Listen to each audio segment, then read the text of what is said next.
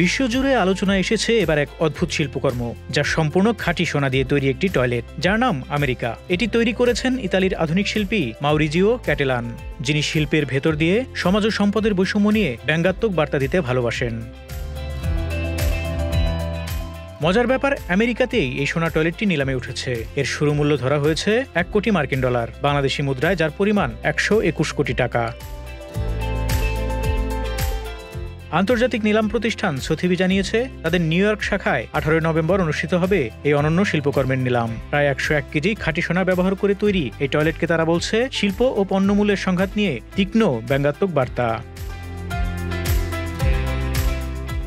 সবচেয়ে অবাক করার বিষয় হলো, এটি শুধুমাত্র প্রদর্শনীর জন্য নয়, বরং একটি সম্পূর্ণ কার্যকর টয়লেট, অর্থাৎ ব্যবহারও করা সম্ভব। তবে এই শিল্পকর্মের ইতিহাসেও আছে নাটকীয়তা।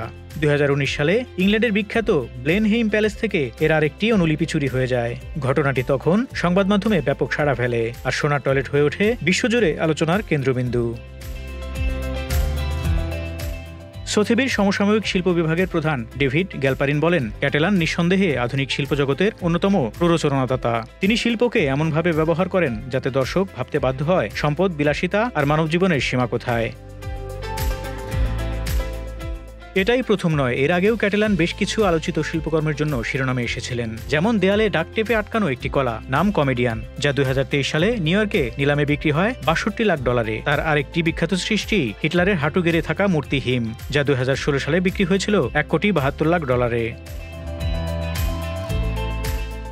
টয়লেট আমেরিকা নিয়ে ক্যাটেলানের নিজস্ব ব্যাখ্যাও বেশ তীক্ষ্ণ ও ব্যঙ্গাত্মক। তিনি বলেন, এই কাজটি অতিরিক্ত সম্পদের এক প্রতীকী ব্যঙ্গচিত্র। আপনি $2000 খাবার খান বা $2 হটডগ, শেষ পর্যন্ত ফলাফল এক, অন্তত টয়লেটের ক্ষেত্রেই।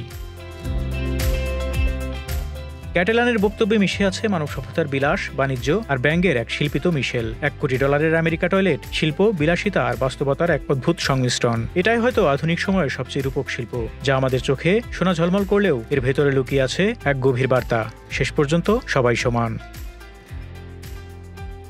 Desk report, Dhaka express.